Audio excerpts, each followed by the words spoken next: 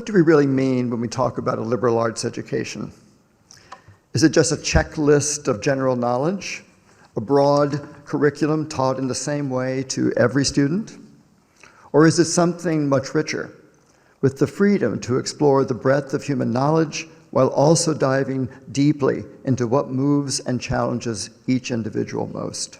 Liberal education has been defined in many ways, but Cicero's idea of it as preparation for citizenship has endured.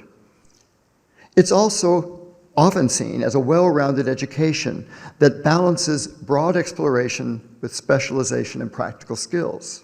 Over time, though, the temptation of educators to assign a number of mandatory diverse courses resulted in limiting both student ownership and engagement. At historic New College of Florida, the idea of a liberal education wasn't a list of requirements. It was a decades-long experiment in how students and faculty could work together to create lives driven by curiosity and engagement, providing a liberal arts education without sacrificing a student's choice or ability to take early steps towards mastery. Today, these ideas are particularly relevant. At a time when education seems obsessed with test scores, increasingly narrow curricula, and one-size-fits-all metrics for success, we yearn for a system that values curiosity and courage.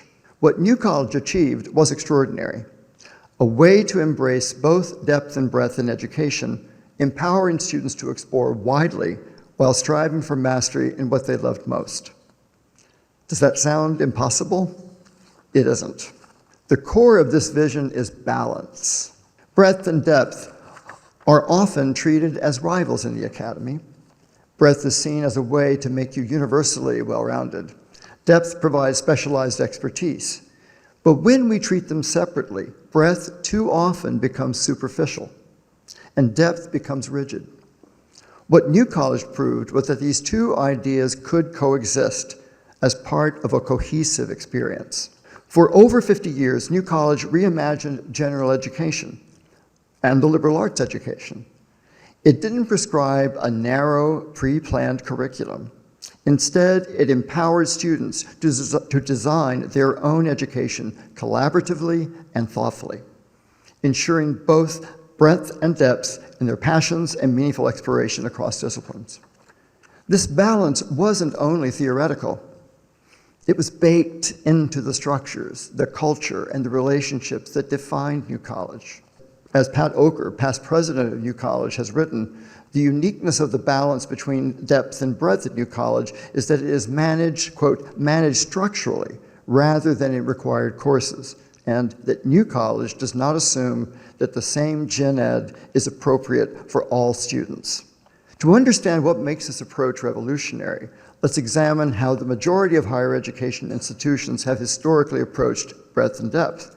Traditionally, students must complete a standard slate of general education requirements, usually introductory courses meant to expose them to a broad base of knowledge. In theory, this ensures that everyone emerges as a well-rounded individual. But in reality, this model often treats students as consumers, checking boxes on a list rather than pursuing breadth through curiosity or choice. And it treats every student the same. Any maintenance of the scale necessary for individualized attention is overlooked for the sake of the bottom line. There needs to be a sufficient number of faculty to engage students one-on-one and in small groups.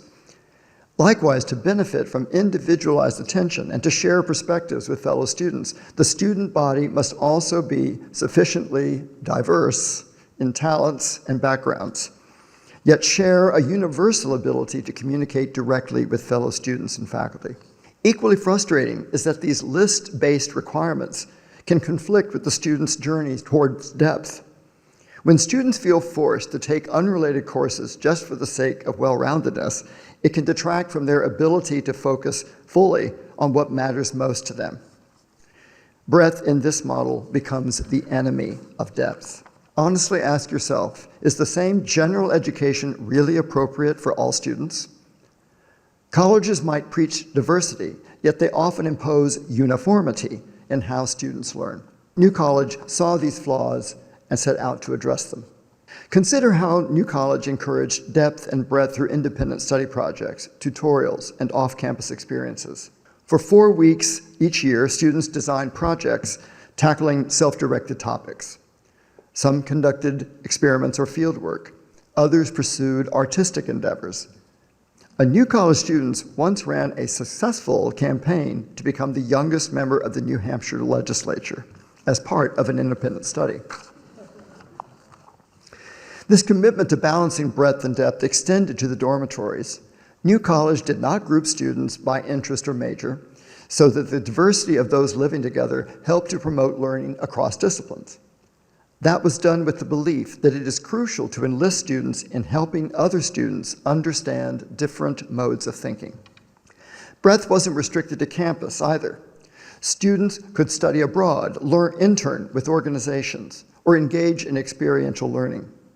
They measured water quality in Sarasota Bay, documented Underground Railroad archaeological sites, and analyzed data for nonprofits.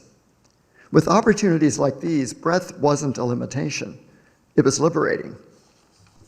At the same time, depth was nurtured through the faculty-driven indemnification of resources and through the senior thesis, which was a capstone experience reflecting a student's deep engagement with a specific research question or creative project. Rather than encouraging students to meet minimum requirements, they were encouraged to produce work that rivaled graduate-level theses in rigor and sophistication. One student described their New College experience as, quote, learning how to construct my education and ultimately how to construct a meaningful life. That's the power of teaching depth and breadth, side by side and personalized. What did this look like in action? Early in his single year of teaching at New College, Dan Chambliss recalled meeting a student on her first day of class. Afterward, he was sitting by the pool reading when she approached him and asked, "Do you mind if I ask you something?" Expecting a question about the syllabus or the requirements, he told her to go ahead.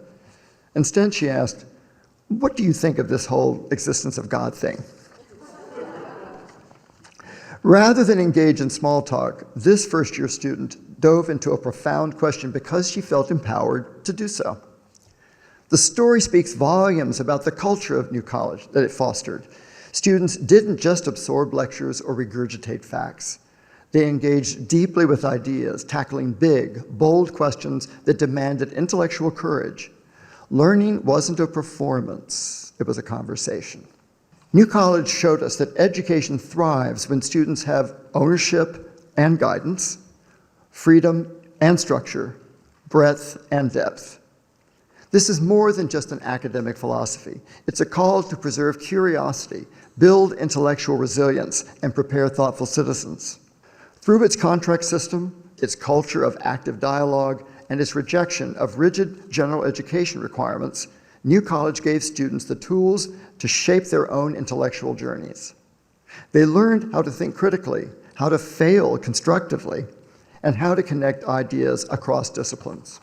Imagine what it would mean for other institutions to take these lessons to heart, not just for the sake of traditional academics, but to cultivate lifelong learners and engaged citizens. The foundational idea behind a genuinely classical liberal arts education is that it frees the mind from cliches and unexamined conclusions in a world beset with disinformation and conspiracy theories. It inoculates the mind against misleading arguments. The New College experiment was bold. It challenges us to ask whether rigid academic structures are stifling the very creativity and engagement that education was meant to foster.